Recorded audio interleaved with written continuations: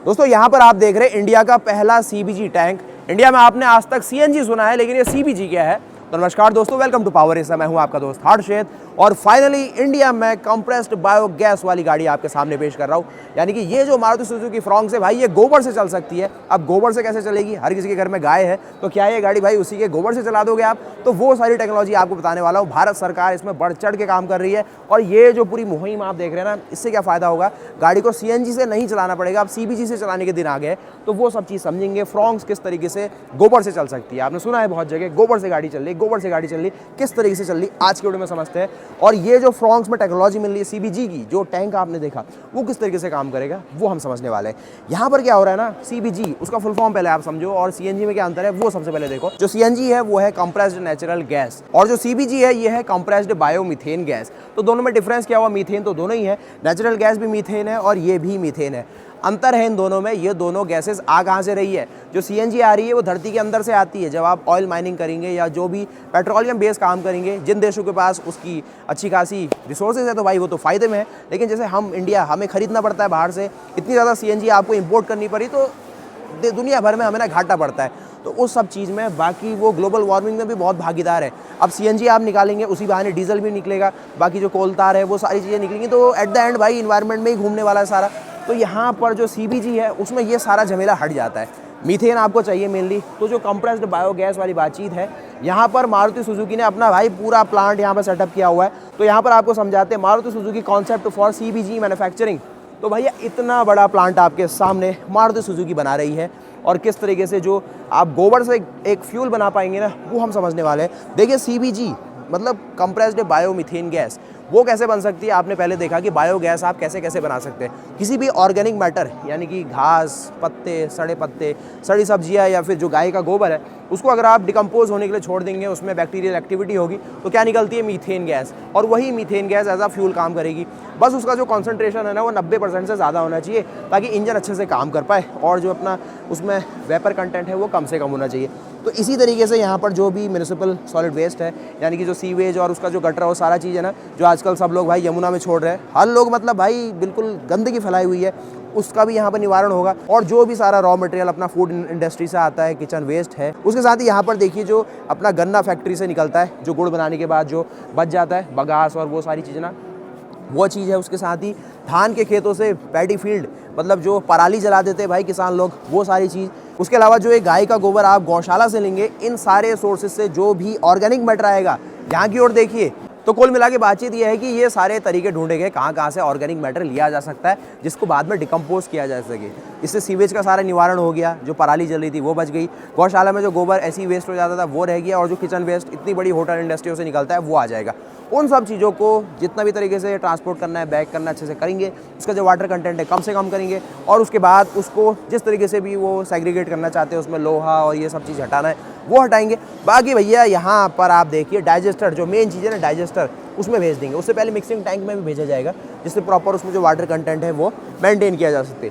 तो यहाँ पे एक डाइजेस्टर स्टेज 1 है, फिर उसको और ज़्यादा एक तो और डीप डाइजेस्टर में भेजेंगे स्टेज 2 की ओर, और वहाँ से जब वो डाइजेस्ट होगा उसमें बैक्टीरियल एक्टिविटी होगी, जो भी उसमें एनारोबिक एक्टिविटी होनी है बैक्टीरिया के द्वारा वो की जाएगी। फिर भैया वो अपना मीथेन छोड़ेगा उसमें से, जो आपका मीथेन गैस भाई ऐसा फ्यूल उसमें बन चुकी है, तो वहाँ से फिर वो प्योरिफिकेशन यूनिट की ओर जाएगी और उसके बाद उसको कंप्रेस करके सीबीजी स्टेशन में आप सबको मुहैया कराया जाएगा।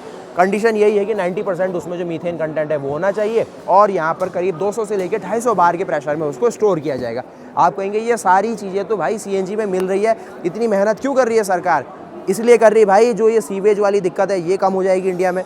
उसके साथ ये जो आपका गन्ने वाला जो बगास है उसका निवारण हो जाएगा। पराली जो लोग भाई ऐसी छोड़ देते हैं, उसमें आपको इनकम मिलने लग जाएगी। उसके साथ गौशाला में जो गोबर है भाई उसकी भी कीमत हो जाएगी, और पहाड़ों में अगर आप देखें तो पत्ते और ये सब चीज़ें ना भाई उसकी भी कीमत मिलने लग जाएगी।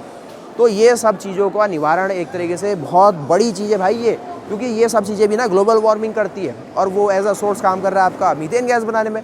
तो गेम सारा ये है कि कुछ लोगों को अच्छी आय मिल जाएगी, एक अपना इंडिया का भी भाई यहाँ पर ग्रोथ होगी, साफ़ सफाई ज़्यादा होगी, और जो सीएनजी हम बाकी देशों पे वहाँ निर्भर है, उनको इंडिया में भी आती है, तो उस पर हमें थोड़ा सा कम डिपेंडेंट होना पड़ेगा, और ये सारा सीबीजी वाला मामला होगा। बाकी ड्राइव परफॉर्मेंस और उन सब चीज़ों की बातचीत करें तो गाड़ी क्योंकि अभी भी मीथेन से ही चल रही है, बस ये अंतर आ गया कि पहले मीथेन भाई जो अपना अर्थ के अंदर डायनासोरों को फॉसिलाइज करके बनाई गई थी, वो भैया अब आपको जो आपका ऑर्गेनिक मैटर अभी घूम रहा है उसको आपने डिकम्पोज करके बना दी। बाकी फ्रॉन्क्स की लंबाई अभी भी 4 मीटर है, आपको जो चौड़ाई मिलती है 1765 mm मिलती है, हाइट 1550 mm।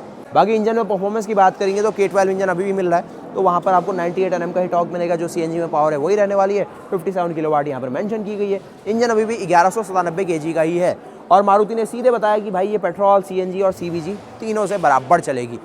शंका नहीं करनी है आपको CBG लेते समय, CNG और CBG एक ही है। वो बस सरकार की मेहनत है कि भाई वो एक पूरा सिस्टम बना रहे हैं जहाँ पर ये जो चीज़ें अभी तक कोई एक सेटअप में नहीं थी, अब सेटअप में आ जाएगी और एज आ फ्यूल बन के हम लोगों को मतलब कोई अंतर नहीं आएगा। लेकिन जो लोग वहाँ कनेक्टेड है, यानी कि खेतों से, किसानों से, गौशाला से, जो इस तरीके से ना उनकी अभी तक चीज़ों की कोई कीमत नहीं थी, उनको कीमत मिल जाएगी। और जो अपना ये ग्लोबल वार्मिंग वाली दिक्कत है वो भी कम होगी और अपना भाई जो इंडिया है पैसा इंडिया में ही रहेगा और GDP बढ़ जाएगी। तो कैसा लगा आपको ये CBG अवतार के साथ फ्रॉन्क्स का रूप? उम्मीद है कि आपको वीडियो पसंद आई होगी।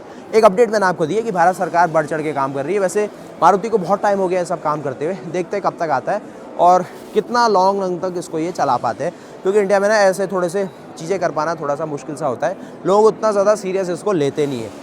तो ये देखते हैं भाई क्या कुछ रहता है। बाकी वीडियो को जरूर लाइक कीजिएगा, चैनल को सब्सक्राइब कीजिएगा। उसके अलावा यहाँ पर पूरा आप देखेंगे TATACorp.ev है, वहाँ पर आपको Hyundai की नेक्सो दिखेगी, कुछ और बाइक्स की लाइनअप है जो फ्लेक्स फ्यूल यानी कि बायो एथेनॉल से चलने लग गई है।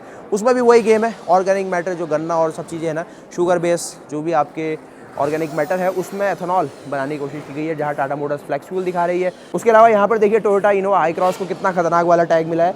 दुनिया की ये पहली BS6 stage 2 electrified flex fuel vehicle है। तो नितिन गडकरी जी ने तो भाई बहुत इसका प्रमोशन खुद किया हुआ है, तो टोयोटा को तो कुछ कहने की ज़रूरत ही नहीं है। वहाँ पर फ्लेक्स फ्यूल आई है, आपको क्रेटा दिखेगी, वहाँ पर आप देखिए 3X वो भी कुछ फ्लेक्स फ्यूल के साथ है। बाकी अपनी राय दीजिएगा क्या तरीके का यहाँ पर ये सिस्टम चल रहा है। और जो स्टार्टिंग में मैंने आपसे कह दिया कि गाड़ी गोबर से चलेगी, वो कितना सही है। क्या आप घर में गाय का गोबर जमा करके बायोगैस बना के गाड़ी खुद चला लोगे? चला सकते हो, लेकिन उस लेवल की आपको प्योरीफिकेशन और वो सब चीज़ें भी मेंटेन करनी होगी, नहीं तो ये आपका जो टैंक है वो भी रस्ट कर जाएगा अंदर से, जो इंजेक्टर है वो भी चोक हो जाएंगे और भैया इंजन के तो जय जय हो जाएंगे। तो वीडियो को लाइक करना है, बना सकते हो घर में भी, लेकिन उस लेवल की ना टेक्नोलॉजी भी आपको इंस्टॉल करनी पड़ेगी। तो मिलते हैं फिर वीडियोस के साथ, तब तक के लिए जय हिंद, जय भारत, वंदे मातरम, गुड बाय।